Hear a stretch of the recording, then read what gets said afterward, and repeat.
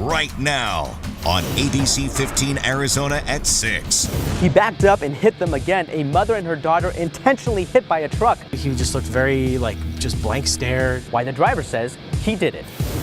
She saw her apartment raided right on our news. I was freaking out thinking it was my apartment. Turns out an accused Valley criminal was living right under her nose. And a child smacked with a broomstick twice. New video of abuse at a Valley daycare. An ABC 15 exclusive, a mother demanding action. He was bleeding all over his face. Why this daycare isn't shut down. ABC 15 Arizona at 6 starts right now. I'm Mary Ellen Resendez here with my colleague Jason Valentine. It is taking two of us to go through this brand new police report on the Hamilton High sex assaults. In nearly 700 pages, and we are uncovering new information at every single page turn. We're learning just how intimidated some of these victims were before and after the assault. Some saying they were afraid to go to football practice, and at least one saying he was afraid to be alone even at the mall. And this goes beyond the assaults we already knew about. Some of the players describing the locker room as a sexual free-for-all. Now we've got a lot to go through here. I'm going to have a full report coming up at 6:30. And at 10. It is the piece of evidence at the center of a scandalous child abuse case at a Valley daycare that put 3 employees behind bars. New surveillance video shows a child, not even 2 years old, smacked twice in the face, slicing open his skin and blood everywhere. In an ABC 15 exclusive, our team not giving up. And tonight we have that video. And for the first time, you're hearing from that child's mother. They don't know what kind of people are taking care of their kids. I think they should have literally closed down. That mother calling for Brighter Angels in Phoenix to no longer be allowed to take care of children. ABC 15's Megan Thompson now with more on that new video and that mom's demands for action. This worker convicted along with the daycare owner and the director for telling that mother that her son tripped and fell instead of the truth. Now that mother is wondering why this place is still operating licensed by the state despite the triple convictions. That's what's pushing her to speak out only to ABC 15 for the very first time. They just lied to my face. Trying to stay out of the spotlight, this mother doesn't want to show her face, but she's speaking for her sons, who is now forever scarred, literally. Well, yeah, I trusted them. Not only did she trust them as a mother, she trusted them as an employee. She was working at Brighter Angels at the time, just down the hall, when Lily Adams hit her child in the face in February. This brand new video showing the little boy crawling under the table. Adams first tries pushing the child with the broom to get him out, but then strikes him twice in the face. She drags him out, puts a paper towel to it, then lies about what happened. Like on my way to the hospital, he was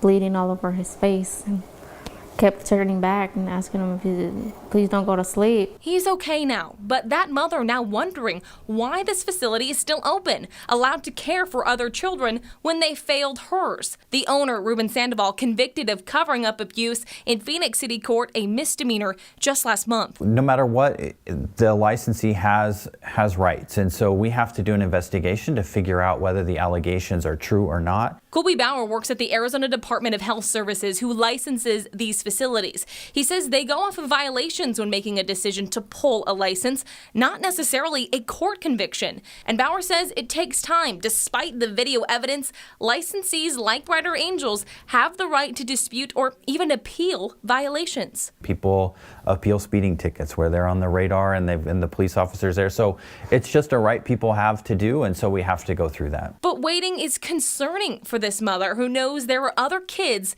still in Sandoval's care. My son has a big old gash on his face. It's always gonna be there. Brighter Angels is under investigation, and they have been for months. But when that investigation may be completed, well, there's no specific timeline, but we will continue to stay on top of this story for you. Reporting in the newsroom, Megan Thompson, ABC 15, Arizona. Megan, thank you. ABC 15 exclusive, the only station with cameras rolling as a man was taken into custody by U.S. Marshals in Ahwatukee.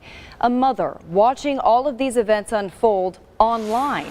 All New Tonight at 6. She says she was betrayed by that man. ABC 15's Mike Pelton is live near 48th Street in Warner. And Mike, that mom actually opened up her home to that guy.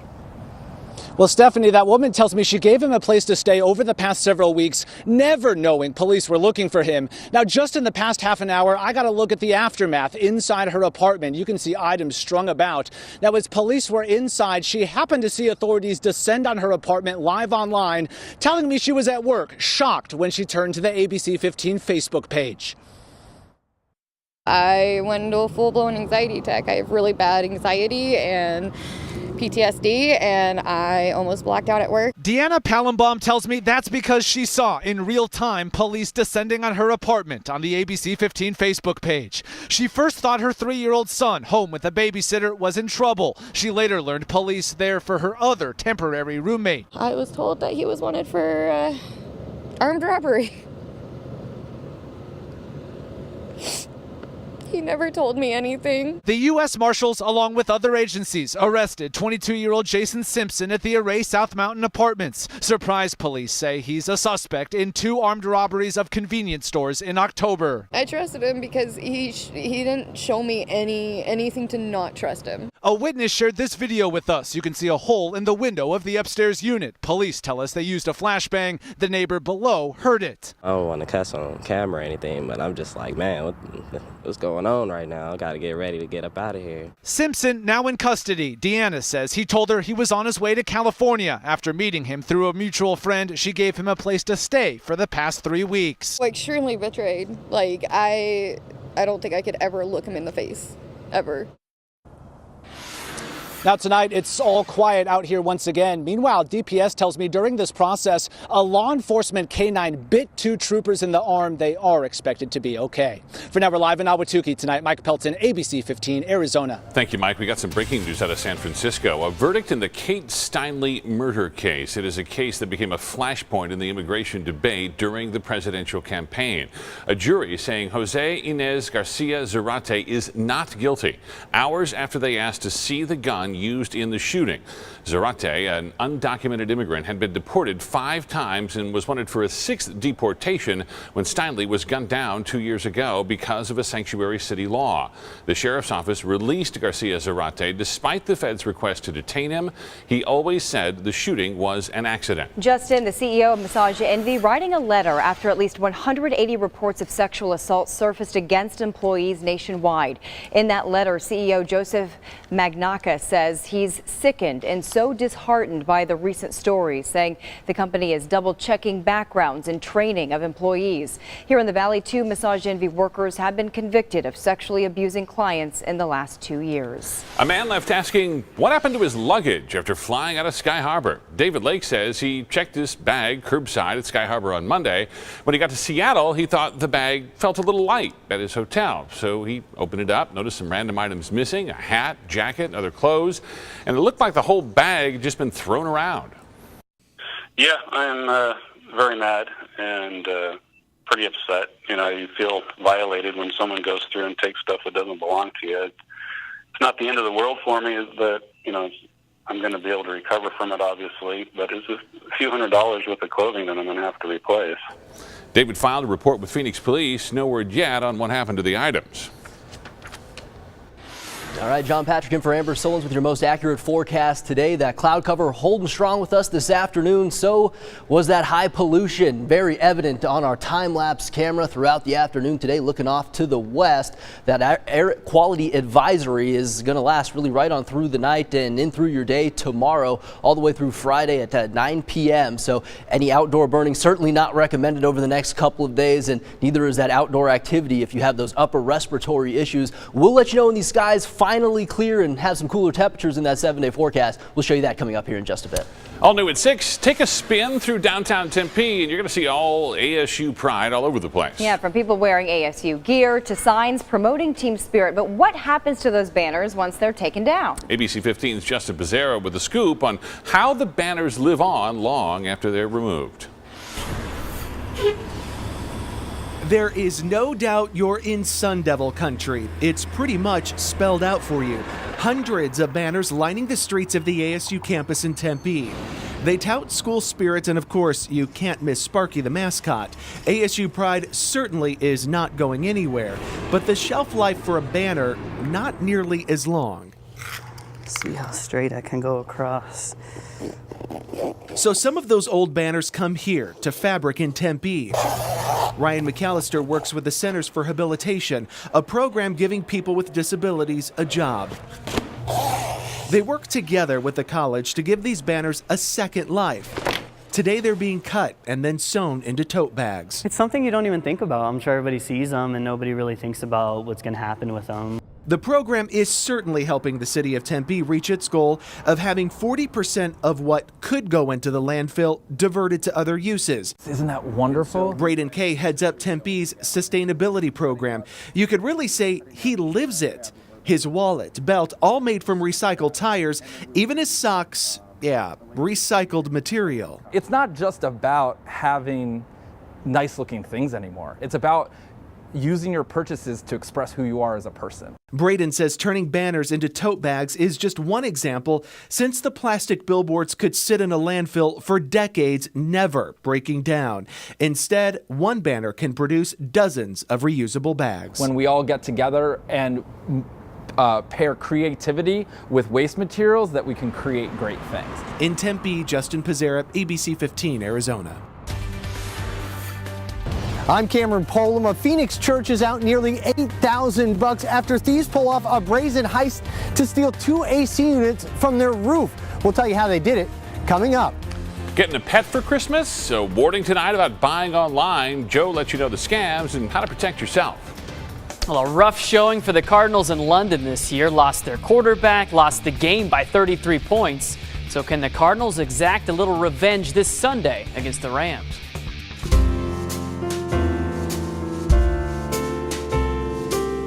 Hi, I'm Staff Sergeant Iverson from the 56th Comptroller Squadron here at Luke Air Force Base, where I'm the non-commissioned officer in charge of financial services. I've been in the Air Force for 8 years, and on behalf of Luke Air Force Base, we'd like to thank Arizona for supporting us and the U.S. Armed Forces. Happy holidays to you and your family, and hello to Wichita, Kansas. Thanks.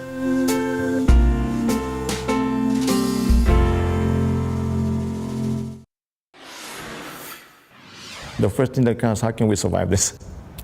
All new tonight, a Phoenix church praying for help, out $8,000 after a brazen theft. The small church is now turning to the community for help. ABC 15's Cameron Polum explains how thieves nabbed 2 AC units in just a matter of minutes.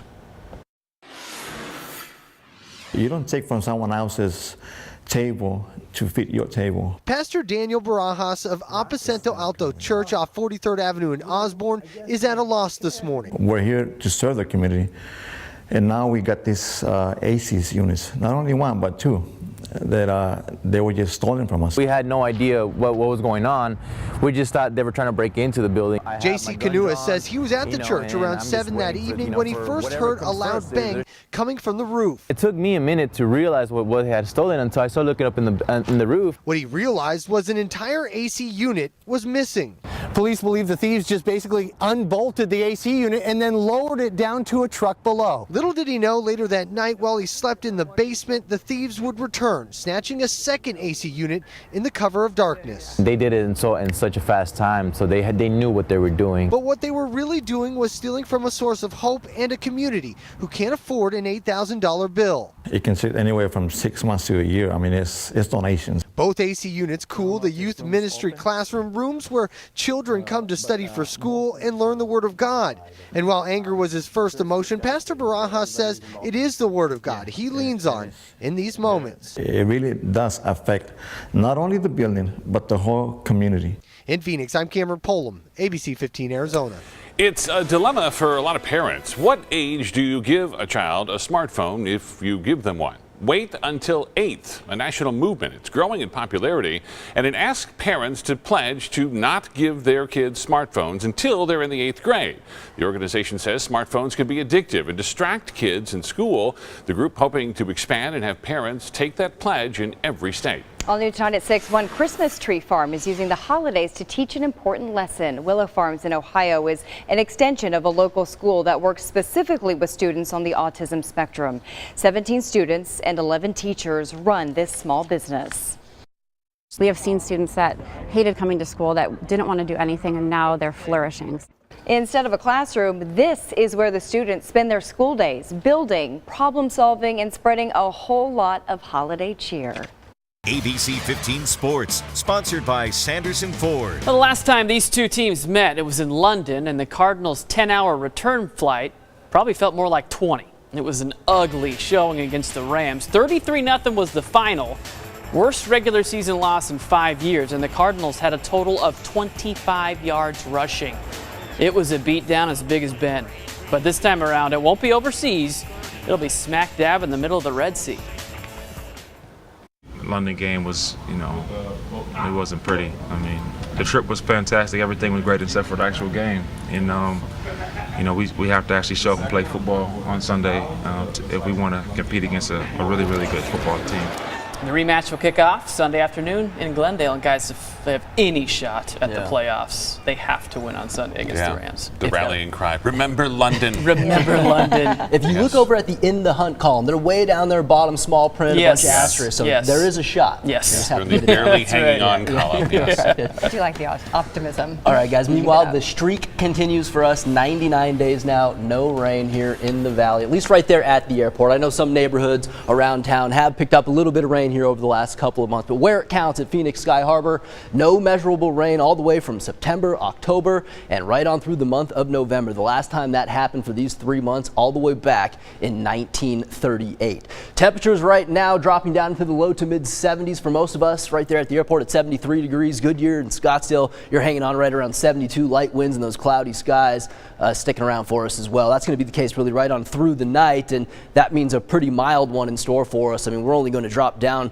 through the mid to upper 60s through about 10, 11 o'clock tonight. After midnight, we'll see those numbers drop down into the low 60s. Have some 40s on the map up for the high country. It's 49, Flagstaff 43 right now at the Grand Canyon. And yeah, we do have that air quality advisory that's sticking around through the night and really right on through your day tomorrow as well. That does include all of Maricopa and Pinal counties for the next 24 to 48 hours or so. So there's that cloud cover. It's streaming in from the southwest. You see some green here on the map, maybe a sprinkle or two across the state today. That's about it. Didn't see anything measurable come down with this cloud cover, and that's really just going to hold on for us as we head in through your daytime hours tomorrow. We have a little disturbance that's going to move through by the time we head into the second half of the day on Saturday, and that's what's going to kind of help clear out this cloud cover for us. So a little bit more sunshine expected through the second half of the day on Saturday. But that activity planner, yeah, we're on kind of red alert here over the next couple of afternoons thanks to that air quality. But temperature-wise, we're looking pretty good tomorrow. We'll be right around 79 here in Phoenix. That's going to be the case right on through your weekend. You'll notice on Monday we're down around 75 degrees.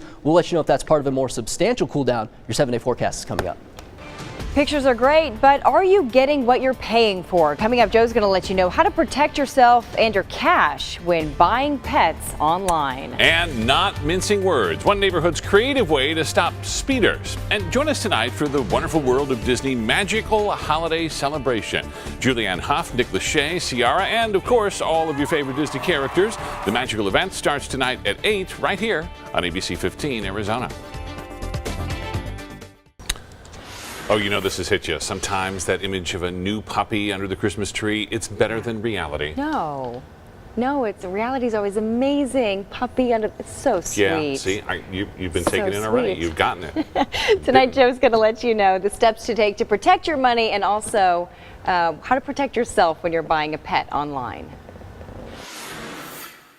Before you go looking for a pet for Christmas, we've got some warnings and also some protection, some good news in case you get a sick animal. Joe Ducey and Courtney Holmes here. Yeah, it's the best and worst time of year for animal shelters. While plenty are adopted out, many come in after the holidays. It's very difficult to determine immediately if you have a problem with that pet. Chris West is with the Arizona Humane Society talking about people in a Christmas rush finding pets online. Some websites are just plain scams, demanding wired money up front and refusing you see the pet or the property in person first. You can see the conditions the animals are living in. Right. Ask for vaccination records for the parents and for the puppies.